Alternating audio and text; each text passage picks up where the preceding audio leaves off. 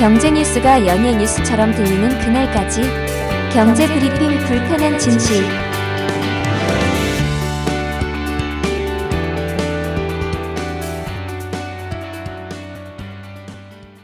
경제 브리핑 불편한 진실 11월 28일 브리핑 시작하겠습니다. 바로 오늘이죠. 네. 우리 축구국가 대표팀이 가나와 2차전을 치르잖아요. 우루과이전에서 멋진 빌드업 축구의 정수를 보여준 태극 전사들에 대한 기대가 어느 때보다 큰 것 같더라고요. 가나전에서도 더욱 조직적이고 유기적인 패스 플레이를 통한 멋진 골까지 보여주리라 믿어 의심치 않습니다. 그러면 거리 응원이 늘어나겠어요? 그럴 것 같은데요.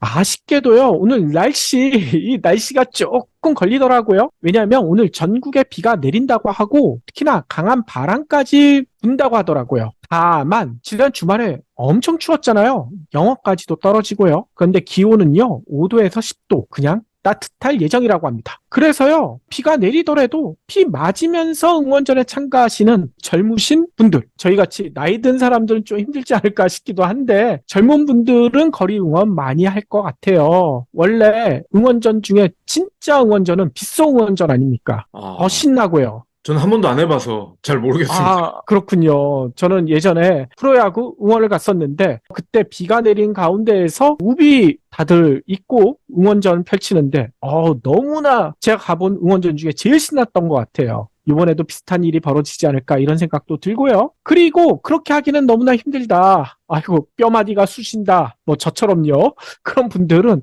아무래도 집에서 치맥하시면서 축구를 보겠다라고 결심하신 분들이 많으실 것 같아요. 그런데요. 오늘은요. 좀 더 빨리 시키셔야 될 것 같습니다. 왜냐하면 지난번 우루과이전이 있는 그날 이런 일들이 많았다고 하죠. 경기 전에 시킨 치킨이요. 경기가 끝난 후에 도착했다. 이런 불만이 상당히 많았대요. 그날 치킨 주문이 너무나 몰린 데다가 쿠팡 이츠 같은 여러 가지 또 문제가 있어가지고요. 이렇게 배달이 많이 늦었다고 하는데 오늘은요. 그래서 4시간 전부터 시키겠다라는 분들이 많으시더라고요. 그런데 저는 이런 생각도 하시는 게 좋을 것 같아요. 굳이 프랜차이즈 치킨만 고집하지 마시고요. 동네 근처에 있는 재래시장이나 아니면 동네 직접 닭을 튀겨주시는 그런 치킨집 여기 직접 가셔서 주문하시고 받아오시는 것도 어떨까? 그게 더 맛있지 않습니까? 그렇죠. 그리고 빨리빨리 나오고요. 아니면 꼭 치킨만 고집하지 마시고요. 다른 메뉴로 바꿔보는 것도 좋을 것 같아요. 집에서 직접 김치전을 부쳐가지고 그거에 막걸리를 같이 마시겠다. 그러면서 응원전하겠다. 이렇게 결심을 했거든요. 저는 어제 저녁에 굴전과 막걸리를 먹었거든요. 1번 패배하는 거 보면서요. 그렇죠. 그래서 오늘은 그냥 경기에만 집중하도록 하겠습니다.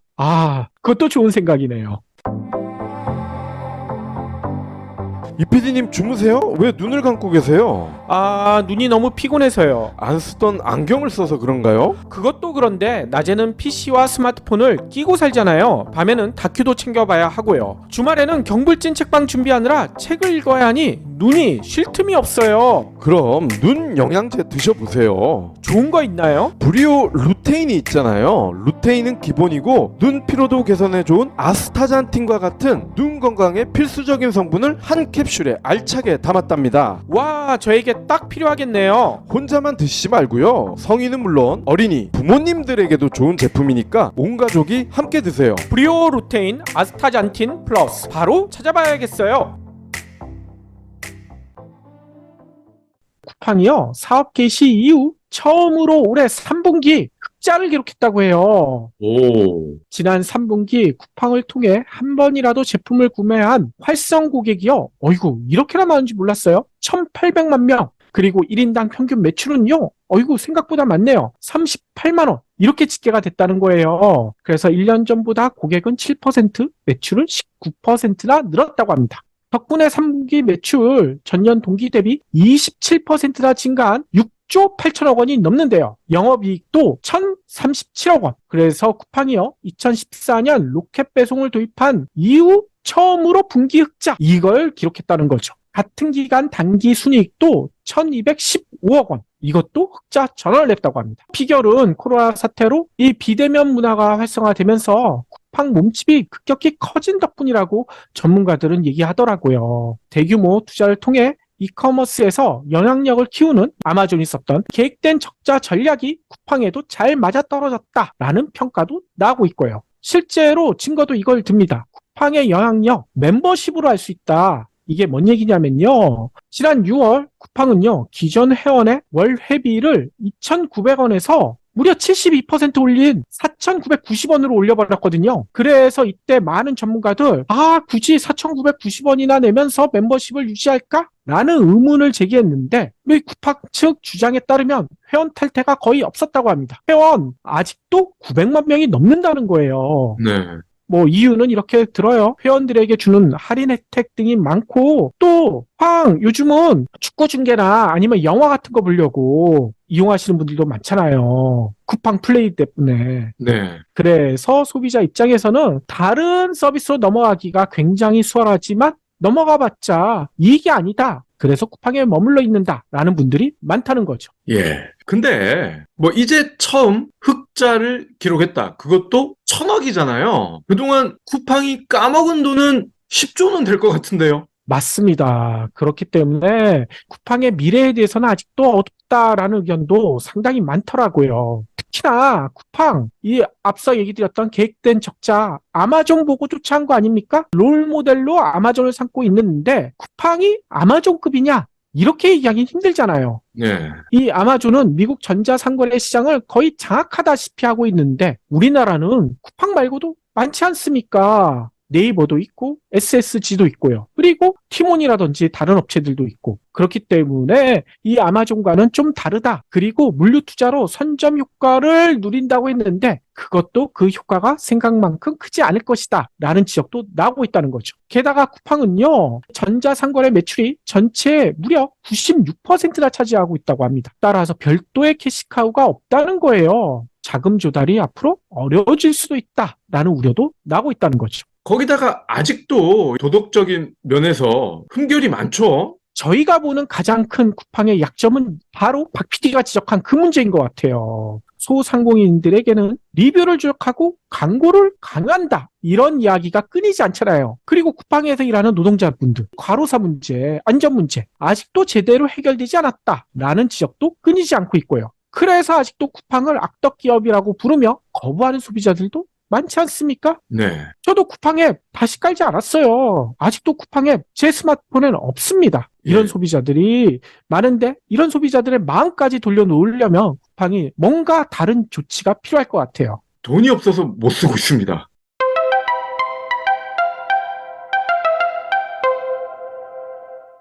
지난주 한국은행이 기준금리를 0.25%포인트 베이비 스텝으로 또 올렸잖아요. 따라서 이런 얘기가 많이 나왔거든요. 은행권 대출금리가 조만간 줄줄이 인상될 것이다. 그런데요, 대출금리는 올라가지만 예적금 금리 같은 경우에는 쉽게 올라가지 못할 것이다. 라는 의견도 나오고 있더라고요. 왜냐하면 금융당국이요, 금리 인상 자제령 이걸 내렸거든요. 지난주에도 잠깐 설명했지만 금융당국 너무 많은 금리 올리게 되면 대출금리가 또 다시 올라가는 악순환에 빠질 수 있기 때문에 예적금 금리 적당히 올리세요. 이러고 있다는 겁니다. 네. 그런데 문제는요, 이러자 부작용이 여기저기서 터지고 있는데 가장 대표적인 것이 뭐냐면요, 정기예금 같은 경우 예치 기간이 길수록 이자를 많이 주는 게 이자율이 높은 게 정상이잖아요. 근데 현재 그 반대 현상이 벌어지고 있다고 합니다. 오호. 현재 4대 시중은행의 대표 정기예금 상품들의 1년 만기 상품 금리는요, 연 4.8에서 5. 와, 상당히 높아졌죠? 그런데 놀라운 것은요, 1년 만기가 아니라 3년 만기로 이 상품에 가입하잖아요? 그러면 이자가 아까 4.8에서 5면 적어도 5 이상 근처까지 가야 될 것 같은데 3년 만기 상품은요, 4.2에서 4.6. 오히려 떨어집니다. 4대 은행 모두 다 그렇다는 거예요. 특히나 4대 시중은행 중 1년 만기와 3년 만기 금리차가 가장 큰 상품 따져봤더니만 국민은행의 KB스타 정기예금인데 이게요, 3년 만기 금리가요 1년 만기보다 무려 0.54%포인트나 낮습니다. 차이가 생각보다 크죠. 통상 은행은 장기 예금일수록 자금을 유연하게 활용할 수 있잖아요. 기업들이나 소상공인에게 대출해 줄 때도 장기 예금을 빌려주기가 더 수월하잖아요. 따라서 이런 장기 예금에게는 이자율을 높게 주는 게 일반적이었죠. 하지만 최근 급격한 금리 인상에 은행들의 고민이 시작되고 있다고 하는데요. 왜냐? 예금은 시장의 금리 동향에 관계없이 만기 때까지 약정한 만큼의 이자를 무조건 줘야 되잖아요. 근데 현재 금리 상승세, 많은 전문가들 내년 상반기에는 정점에 달할 것이다. 더 이상 올라가지 않고 계속 유지되거나 떨어질 수도 있다라고 예측하고 있거든요. 근데 3년 만기, 3년으로 이렇게 확대해서 보면 금리가 현재보다 높을까요? 낮을까요? 낮을 가능성에 많은 방점을 은행들이 두고 있다는 겁니다. 따라서 이 3년 만기까지 높은 금리를 보장하게 되면 나중에 금리가 떨어지게 되면 은행으로서는 손해를 볼 수밖에 없다. 이런 판단이 쓴다는 거죠. 그래서 장단기 금리가 현재 역전되고 있다는 거예요. 이론적으로는 그런데 4대 신용은행들이 역대급 이익을 보고 있는데 그거에 비하면 이렇게 해서 손해보는 거는 세발의 피해 아닙니까? 그럴지 어떨지 잘 모르겠어요. 왜냐면요, 이 장기예금 그래도 기존에는 꾸준히 많이 들어왔었거든요. 근데 장기예금 잔액이 역전 현상 이후로 뚝 떨어졌대요. 올해 3분기 정기예금 중 만기가 3년 이상인 정기예금은요 17조 5천억 원 정도. 이게요 지난 1월 말에 비해서 6.25%나 감소한 수치라고 합니다. 6개월 미만의 단기예금은 올해 초보다 9개월 사이에 56.3%가 늘어났고요. 그러니까 돈이 지금 단기예금으로만 몰리고 있다는 거예요. 네. 문제는요, 은행으로서는 이런 상황이 달갑지 않을 수밖에 없다는 거예요. 왜냐? 예적금으로 들어온 자금, 은행이 그냥 창고에 보관한 게 아니잖아요. 이걸 대출을 해줘서 돈을 돌려야지 은행이 그걸 가지고 수익을 올릴 수가 있죠. 근데 6개월 미만의 단기예금, 이거 쉽게 돌려주고 다시 기업이나 소상공인으로부터 돌려받는 게 가능할까요? 자금 운영이 쉽지가 않다는 겁니다. 더군다나 더 큰 문제가 있어요. 최근 금융당국 김진태발 레고랜드 사태로 회사채 시장이 불안해지자 시중은행에는 은행채 발행 너무 많이 하지 말아라. 이것도 자제하라고 요청하고 있어요. 네. 이게 요청이지 사실상 강제하고 있습니다. 이 때문에요, 은행들은요. 돈을 어떻게든 융통을 해서 대출을 해가지고 거기에서 수익을 올려야 되는데 문제는 은행채 발행이 안 되잖아요. 돈이 없잖아요. 할 수 없이 예적금 여기에 매달릴 수밖에 없다는 거예요. 근데 이렇게 예적금 자금 조달 의존도가 높아지고 있는데 이게 장기예금이 아니라 단기예금으로만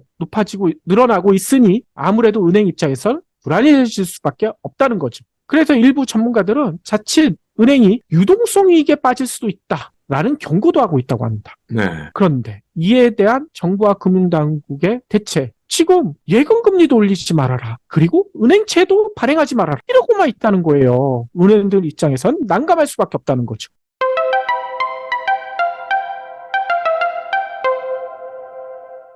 이 정도면 정치의 실종이라고 해야 하지 않을까요? 경제 팟캐스트에서 또 정치 얘기를 안 할래 안 할 수가 없어요. 왜냐? 화물연대 파업으로 전국에서 물류운송 차질이 아직도 이어지고 있죠. 전국 주요 항만 컨테이너 반출입량이 평시 대비 20에서 40% 수준으로 뚝 떨어졌습니다. 특히나 시멘트 출하량 평소에 10%를 밑돌고 있다는 거예요. 현대제철 포항공장은요, 물량 8,000톤을 내보내지 못해서 쌓아두고 있고요. 전남 석유화학단지도 야외 적시장에 생산 제품을 그냥 쌓아만 두고 있대요. 건설 현장이나 산업 현장으로 가야 될 물건들이 그냥 방치가 되고 있다는 겁니다. 그런데 이런 물류 대란뿐만 아니라 오는 30일부터는 2천만 수도권의 시민의 발인 지하철이 멈춰설 위기에 처해 있다고 해요. 다음 달 2일에는 전국 철도 노조가 인력 충원과 민영화 중단을 촉구하며 총파업에 나설 예정이다. 이렇게 밝히고 있고요. 즉 물류에 이어 교통 대란까지 가시화될 우려가 높다는 거죠.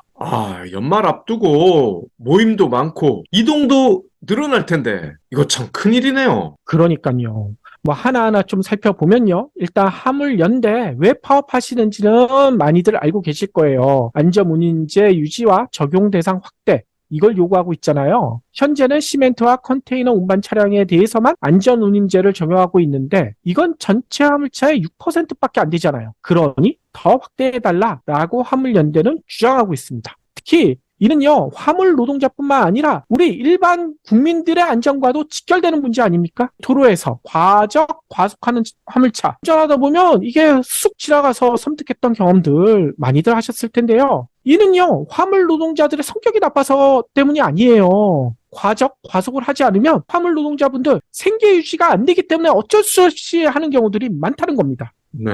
그래서 안전 운임을 통해 과적 과속을 하지 않게 해달라라고 화물연대는 요구하고 있거든요. 그런데 이렇게 하면 물류 비용이 증가한다면서 업체들은 반대하고 있고 정부는 일방적으로 기업 편을 들고 있고 이런 형국이라는 거예요. 그래서 정부는요, 오늘 이런 얘기까지 슬슬 내비치더라고요. 업무 개시 명령, 이런 초공수까지 검토 중이다. 업무 개시 명령이 뭐냐면요, 운송사업자나 운송종사자가 정당한 사유 없이 화물 운송을 집단적으로 거부해 국가 경제에 매우 심각한 위기를 초래하거나 초래할 우려가 있다고 인정되는 경우 소부 장관이 업무 개시를 명령하는 것이래요. 근데 이를 거부하게 되잖아요. 3년 이하의 징역이나 3천만 원 이하의 벌금, 이거에 처해진다는 겁니다. 네.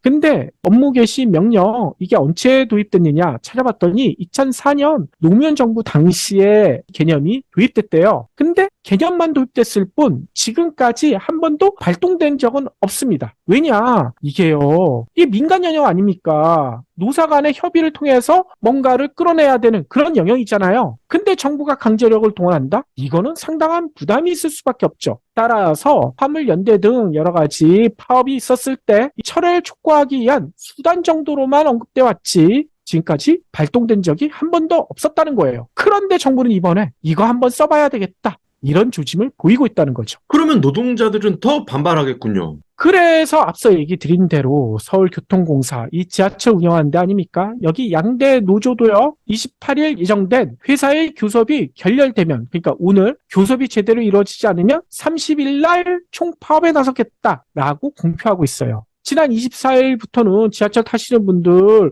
이거 좀 이상하다 생각하셨을 거예요. 지하철이 생각보다 기존보다 빠르게 가지 않거든요. 나홀로 근무, 이거 너무나 위험하지 않습니까? 그래서 이 위험을 알리기 위해서 준법 투쟁을 하고 있거든요. 이 법에 정해진 대로 개차 시간이나 이런 시간을 정확히 지키고 있는데 이거를 하고 있는데도 정부의 반응이 없자 이 투쟁 강도를 더 높이겠다라고 나서고 있다는 거예요.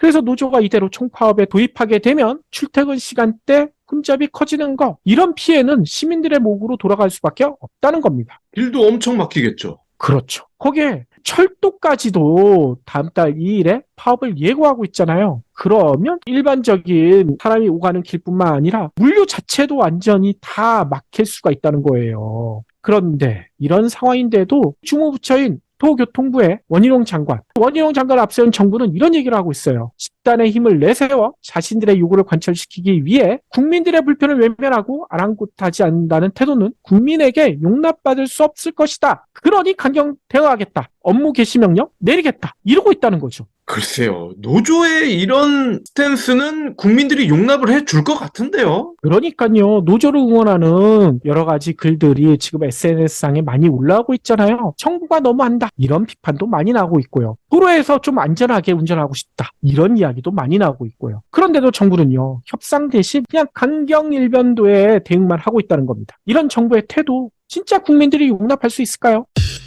박 PD의 픽. 은행에서 5%대 금리를 준다고는 하지만 난 리스크 테이커다 라고 하는 분들은 그래도 주식 투자에 관심이 더 많으실 거예요. 하지만 제2의 IMF, 제2의 금융위기가 올 가능성이 크다라고 하는데 이럴 때 투자를 해도 되나 싶은 생각도 드실 겁니다. 그렇겠죠. 그래서 그나마 좋은 방법은 뭐가 있을까? 외국인과 기관이 어떤 종목을 사는지, 어떤 걸 파는지 유심히 들여다보자는 거죠. 외국인 투자자들이 국내 신재생 에너지주를 쓸어 담고 있대요. 오호. 태양광 대장주로 꼽히는 한화솔루션 계속 사들이고 있답니다. 태양광 모듈 업체인 현대에너지솔루션, 풍력타워 업체인 CS윈드, 이들 기업의 주식도 이달 들어서 계속 순매수 중입니다. 오, 외국인 지분율이 얼마까지 올라간 건가요? 한화솔루션이요, 24.99%입니다. 거의 25%가 됐는데 2019년 5월 이후 최고치예요. 외국인 투자자들이 5월부터 매달 순매수세를 유지하고 있고요. 이번 달에도 1,378억 원어치 순매수를 했습니다. 덩달아 주가도 이달에만 13.6%가 올랐습니다. 현대에너지솔루션과 CS 윈드 주식도 이달에만 각각 115억, 417억 원 순매수를 하면서 사자세로 돌아섰습니다. 현대에너지 솔루션의 외인 지분율은 이달 초만 해도 8%대였는데 25일은 11.13%로 많이 올라갔어요. 11%를 넘긴 건 2005년 10월 이후 처음입니다. CS 윈드의 지분율도 한 달 전에는 10%였는데 25일에는 11.57%로 높아졌습니다. 덩달아 이들 기업 주가도 이달 들어 각각 12.1%, 34% 급등했어요. 그렇군요. 이런 신재생에너지 기업들이 지금 힘을 내고 있는 게 국내 요인은 아닐 것 같아요. 국내에서는 정부 차원에서 신재생에너지 홀대를 하고 있는데 해외에서 각광받기 때문이 아닐까 이런 생각도 들거든요. 맞습니다. 외국인들이 그래서 앞서갈 수밖에 없는 거고, 그렇기 때문에 우리 정부는 욕을 바가지로 먹고 있는 겁니다. 유럽과 미국의 에너지 정책 수혜 기대가 그 어느 때보다 크거든요. 유럽은 태양광, 풍력과 같은 신재생 에너지 비중을 올해도 32%, 그런데 2030년까지 45%로 끌어올리는 리파워 EU 정책을 발표했습니다. 미국도 중간선거를 해보니 민주당이 상원 다수당을 유지하면서 인플레이션 감축법 IRA 수정 가능성이 낮아졌죠. IRA가 내년 4월 발효되면 미국 재생에너지 밸류체인 구축을 위한 정책 보조금이 지급이 되는데 신재생 에너지 기업들 이들한테 보조금이 흘러 들어가는 겁니다. 하나솔루션은 태양광 사업 부문 매출 절반 이상을 유럽과 미국에서 벌어들이고 있어요. 미국 주택용, 상업용 태양광 모듈 시장 점유율 1위입니다. 하나솔루션은 IRA의 대표적 수혜주 중에 하나다. 내년 3분기 미국 내 신규 모듈 공장 증설이 완료가 되면 매출은 더 늘어날 것이다. 이렇게 업계에서는 내다보고 있습니다. 그렇죠. 세계 풍력 1위 업체인 CS 윈드도 국내에서보다는 해외에서 더 높은 점유율을 보이고 있죠. 맞아요. 유럽과 미국에서 날이 갈수록 점유율을 키워가고 있습니다. 이달 해상풍력업체 지멘스와 3조 9천억 원 규모의 장기 공급 계약을 체결하면서 시장 영향력은 더 커질 전망이고요. 현대에너지 솔루션도 IRA는 물론이고 유럽 에너지 정책 수혜 기대에 실적 추정치가 계속 높아지고 있습니다. 내년에는 신재생에너지 산업이 성장 사이클에 진입할 가능성이 높다. 운송비, 원재료 비용도 안정화되고 있기 때문에 우리 신재생에너지 기업들의 영업이익도 늘어날 것이다. 다수의 전문가들이 이렇게 전망을 하고 있습니다. 그렇군요. 외국인 동향뿐만 아니라 또 유심히 살펴야 할 게 있죠. 국민연금을 포함한 연기금이죠. 연기금이요. 10일부터 25일까지 코스피에서 가장 많이 사들인 종목이 있는데 이 종목이 한동안 주가 바닥권에 맴돌던 그런 종목이란 말이에요. 이번에 큰맘 먹고 비싼 가격에 가족용으로 텐트를 샀거든요. 오랫동안 잘 사용하고 싶은데 어떻게 해야 될까요? 좋은 제품을 사는 것도 중요하지만 관리하는 것도 필요합니다. 관리만 잘하면 수명을 2배 이상 늘릴 수가 있거든요. 잘 관리한다고요? 그냥 사용한 후 잘 닦아서 바람 잘 통하는 장소에 보관만 하면 되는 거 아닌가요? 아닙니다. 텐트는 야외에서 사용하기 때문에 비바람은 물론이고 강렬한 태양빛에 노출이 되거든요. 텐트에 들어가는 원단도 사람 피부와 마찬가지로 자외선과 비바람에 큰 영향을 받습니다. 시간이 지날수록 텐트 원단이 점점 푸석푸석해지면서 약해지거든요. 아, 그럼 텐트에도 선크림 같은 거 발라주면 되겠군요. 네, 맞습니다. 텐트에 사용하는 선크림이 바로 니곽스 솔라프루프라고 생각하시면 됩니다. 텐트는 물론 가림막이나 배낭 등에도 사용할 수 있죠. 그럼 솔라프루프를 텐트에 뿌려주기만 하면 되는 건가요? 네, 솔라프루프는 스프레이 타입으로 되어 있어서 텐트를 물로 잘 세척한 후에 뿌려주면서 쓱쓱 발라주기만 하면 됩니다. 그럼 텐트에 방수는 물론 자외선 차단 기능이 추가되죠. 저도 얼마 전부터 솔라프루프를 사용해서 관리하고 있는데 관리가 너무 편해졌어요. 사용법도 유튜브 니곽스 솔라프루프에서 검색하면 쉽게 볼 수가 있습니다. 경물진몰에서 구매하시고 특별한 혜택도 받으세요.